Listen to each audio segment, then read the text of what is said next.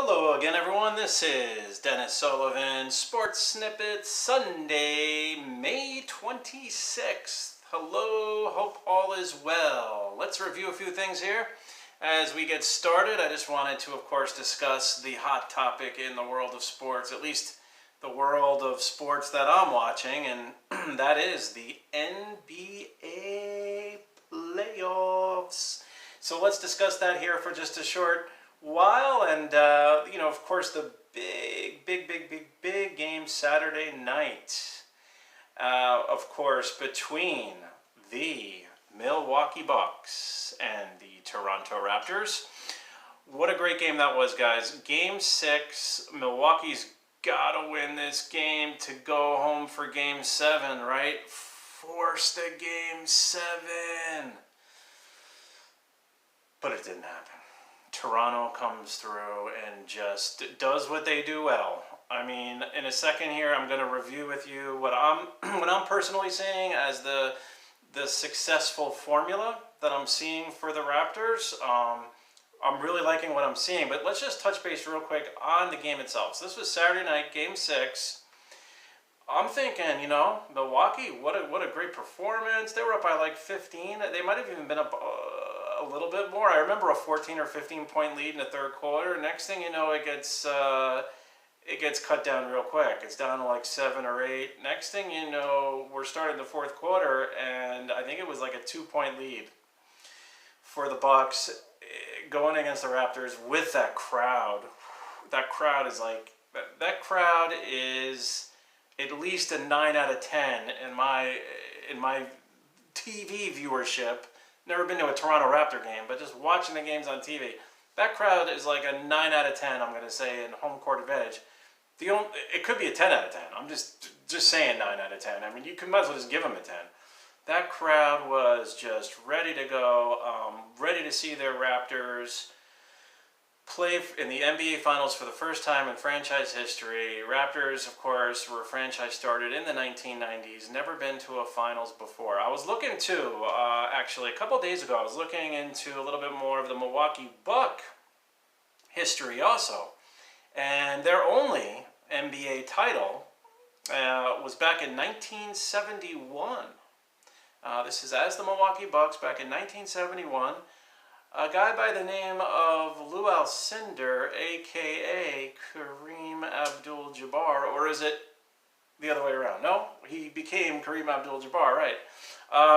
Led the Milwaukee Bucks in the early 1970s, and other than that, I was looking also, the franchise only appeared in one other finals like 2 or 3 years later. It was like 1973, 1974, one of those years. They went back to the finals and lost. So talk about two teams. I mean, I thought that was pretty interesting because you have the Raptors, never been to a finals. Of course, still a relatively young franchise in a sense. I mean, they started in the 90s. Going up against the Milwaukee Bucks, who have not, this team has not, or franchise, has only won one NBA title, not been to a finals in like 45 years. Maybe actually slightly more, it appears, right? So this was very interesting, and the Bucks came in and they just took it to them, and I'm thinking it's going to go 7.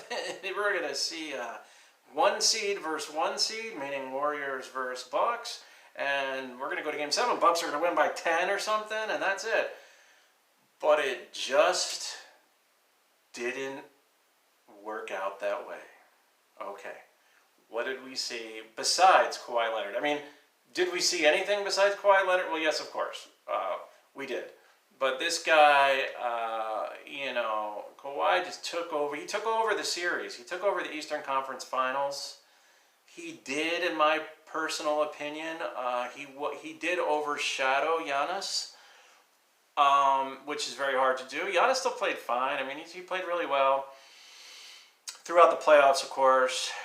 This is a Buck team that made so many strides. I mean, I know the coach was saying at the end that this is the beginning of a new era. I definitely believe that they're going to build a team around Giannis. A great season for them, but boy, were those Raptors just ready to go. Once they got that momentum last night, that's it.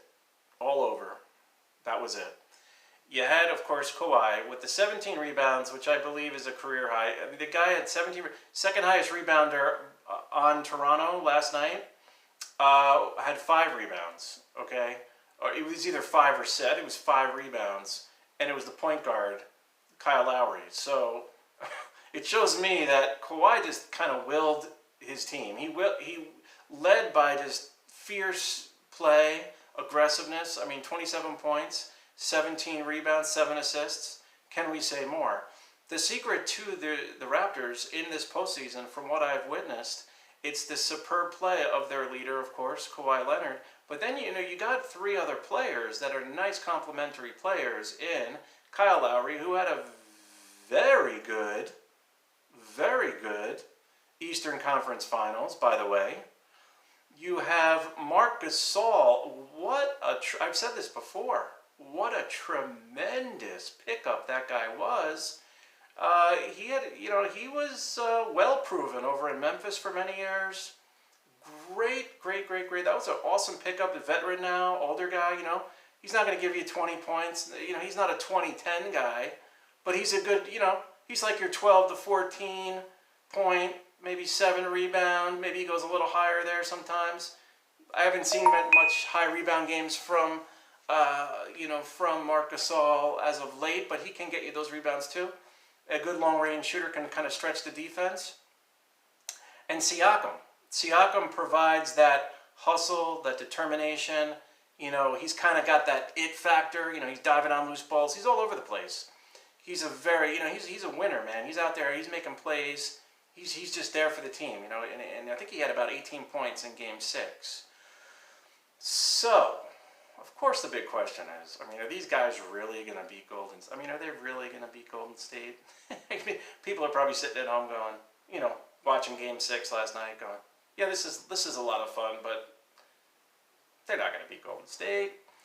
I'll say this, I don't think this year, 2019, May of 2019, heading into June of 2019, I'm not that daring to say that, Golden State's going down and all this stuff. I'm not going to say that. But I will say this. Toronto's got home court advantage, by the way. They're playing games 1 and 2 at home. They'll play game 5 if necessary. I would imagine it would be necessary at home. And if it does go 7, they will play game 7 at home. So it's one of those 2-2, 1-1-1 setups in the NBA Finals. So yes, they do have home court. They have that in their favor. Another thing Toronto's got, I think, in their favor or in their corner is the tremendous defense that we saw throughout these playoffs. It wasn't just against the Bucks, although they turned Giannis into, as far as where he was lining up in half court, he was you would think he was the point guard on some of those possessions. They kind of took him out of the offense, and I'd have to kind of go back and watch the game a second time or watch the second half a second time to kind of get a better vibe on that. But I saw a handful of times he was getting the ball, Giannis that is, way out of the paint area, way out of just far out. Where a guard or a 2-guard would get the ball, a point guard or 2-guard that is would get the ball. I have to credit that to the Toronto Raptors, guys. So, Toronto has 2 things going in their favor in these NBA Finals. The home court advantage and the fact that we have seen defense played at a very high level. We saw it in the Philadelphia series. We definitely saw it last series in the Eastern Conference Finals against Milwaukee. Will that be a factor in the NBA Finals? I don't know, guys. We have to watch these games. I would think it would be somewhat of a factor. The only problem is when Golden State goes into these, dream sequences where no one's stopping them, no matter what you do isn't going to work. That could be a problem. Yes, that could be a problem. So we have to just kind of wait this out.